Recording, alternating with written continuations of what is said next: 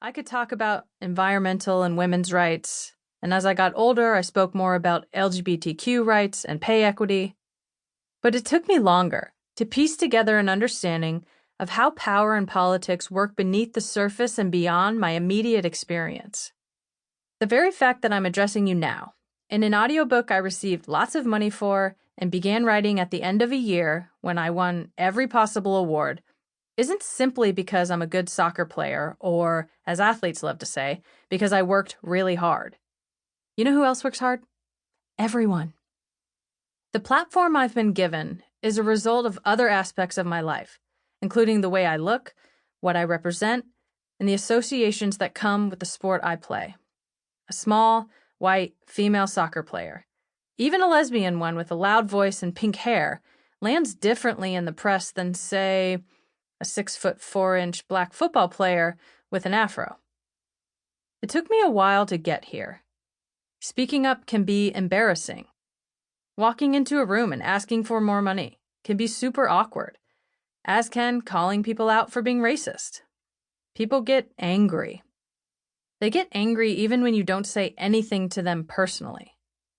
It's amazing to see what makes people go off, particularly when a woman is doing the speaking. As a professional female athlete, I can't, or I'm not supposed to, curse in public, talk too much about politics, wild out after winning, suggest I might be really good at what I do, or admit to being interested in money. Men play sports because they love it and want to get rich. Women are there for the purity of the game. I'm not supposed to squander my celebrity either. Judging by my fellow athletes, the rule of thumb is that once you have wealth and fame, you must do everything you can to hang on to them. I've made a lot of mistakes in the past 4 years. I'm not exactly a forward thinker. I didn't map out what might happen if I took various political stands, like the tanking of my business or strangers from Florida calling my parents to ask them where they went wrong with me. But I've always understood that once you have a tiny bit of power, space, or control, you should do everything you can to share it. I don't think you need a big platform to do this. It can be as simple as pushing back against a bigoted remark when you don't belong to the group being targeted. It can be taking time to think about Trayvon Martin, Sandra Bland, Eric Gardner, Philando Castile, Walter Scott, Tamir Rice, Michael Brown, and countless others, and to consider why, when I say those names in public, I continue to be invited to the party when others don't. Sometimes what I've said or done can cause a big fuss. But given the breaks I've had, speaking out seems like the least I can fucking do. And here's the thing. The more you stand up for others, the easier it is to stand up for yourself. I love playing soccer. It's the only job I've ever had. I want to play and I want to win.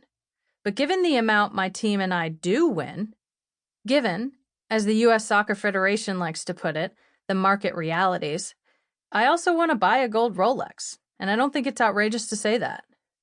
Equally, I don't think it's outrageous to say that while I'm grateful for my talent and other accidents of birth, I'm not grateful to the people making money from me and my teammates. I think they should be grateful to us. In 2019, after my team won the World Cup for the second time, we played a bunch of exhibition games around the country. It was a victory lap of sorts, but I got a bigger kick out of another tour I went on that year, talking to people at companies, charities, schools, and colleges, and on panels with other feminist and social justice campaigners. I talked about paying men and women equally, and about calling out sexism, racism, and homophobia. I talked about the perceived risks of activism and also the joys, the fact that caring is cool and lowering the ladder can raise your own game. In soccer, scoring a goal and hearing 50,000 people scream your name is awesome, but I take a lot of pride in my assists too. Setting someone else up to score, being the opportunity maker, is just as important, if not more. I'm not the best soccer player in the world. I'm pretty high up there, but that's where my expertise ends. Beyond that, I don't know anything that anyone else doesn't know, and I'm not doing anything that others can't do. We all have the same